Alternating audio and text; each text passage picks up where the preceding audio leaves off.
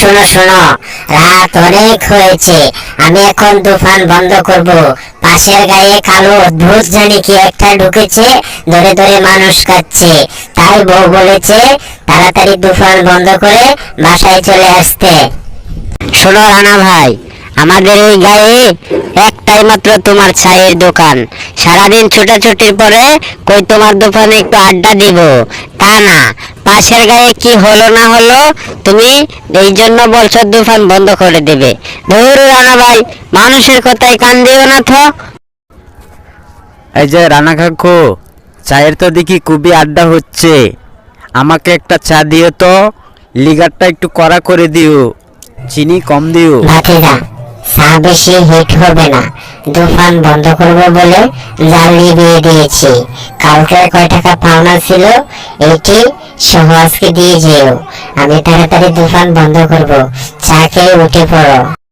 রানা, আইসি বেলা থেকে হুনতাহি তুই খালি কইতস তুফান বন্ধ করব, তুফান বন্ধ করব। পাশের গায়ে কালো কি অদ্ভুত জানি একটা এসেছে। গ্রামবাসীরা আমার কথা শোনো, তোমাদের ভালোর জন্য বলছি, আজকের পর থেকে রাত্রে আর দোকানে কোনো আড্ডা দিবে না। পাশের গায়ে কি হলো না হলো খবর এদিকে একটু রাখো। পাশের গায়ে কালো হলো ভূত কি জানি একটা এসেছে, ধরে ধরে মানুষ খাচ্ছে, সমানে মানুষ নিখোঁজ হয়ে যাচ্ছে। তাই তোমাদের ভালোর জন্য বলছি, সন্ধ্যা 7টার পরে আর দোকান খোলা রাখবে না। কেউ যদি বিশেষ দরকারে বাইর হও, 2-3 একসাথে বাইর হইবা, হাতে লাঠি ছোড়া কিছু একটা নিয়ে বাইর হইবা, খুব সতর্কভাবে থাকবা। কথাটা যেন মনে থাকে। আমি ঘুরে এসে দেখি যেতে দোকানটা বন্ধ হয়ে গেছে, সবাই নিজের নিজের বাসায় চলে গেছে।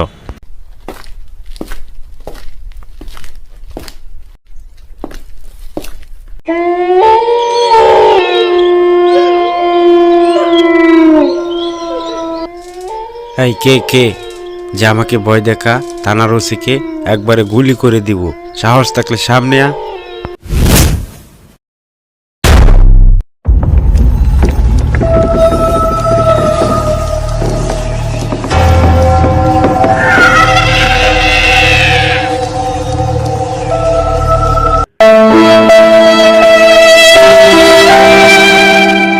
দারোগা, বেঁচে গেলে তুই দারোগা, পেটে অনেক ক্ষুধা। 1 গ্রাম নিপুরি করে আরেক গ্রামে এসেছি। এখানে আমি নতুন, তাই তুই বেঁচে গেলে। আরেকবার যদি সামনে পড়স তাহলে আর রক্ষা নেই। ও হো আহ আহ আহ। রানা, দারোগা যে কথা বলে গেছে আমার অনেক ভয় লাগতেছে। তাদের কথা তো বিশ্বাস করছিলাম না, কিন্তু এখন আমার বিশ্বাস হয়েছে। চল আমরা বাসায় ফিরে যাই, তুফান বন্ধ কর, আমার অনেক ভয় লাগতেছে। হ্যাঁ আঙ্কেল, চলেন চলেন, তুফান বন্ধ করেন, সবাই একসাথে চলে যাই। তাছাড়া আমাদের পক্ষে এখানে থাকাটাও নিরাপদ না।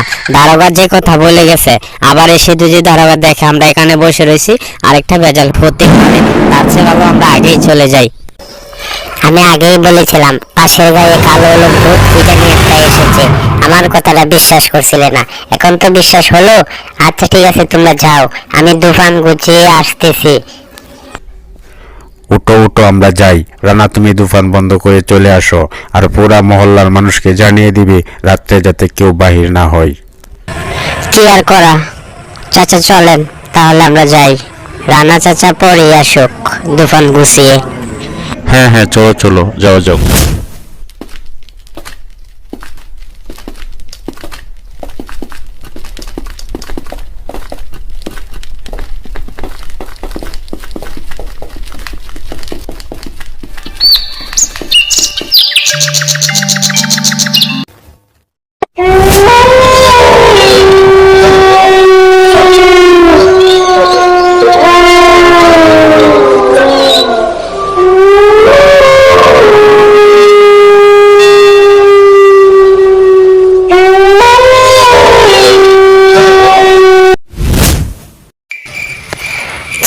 দোকান টোকান বন্ধ করছি, এবার বাড়ির দিকে যাওয়া যাক।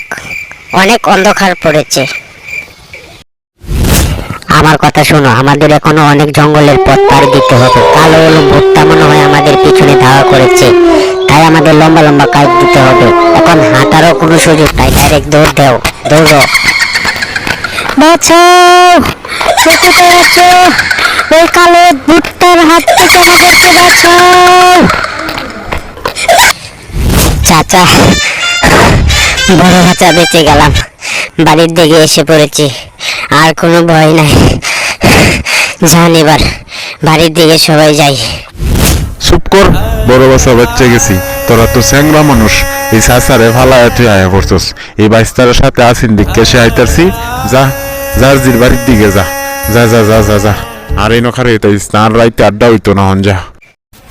বউ বলেছিল তাড়াতাড়ি দোকান বন্ধ করে বাসা চাইতাম, তারপরে অনেকটা রাত হয়ে গেছে। আচ্ছা, হারিকেল তো সাথে আছে, ছেলেটার জন্য কিছু আনলাম না।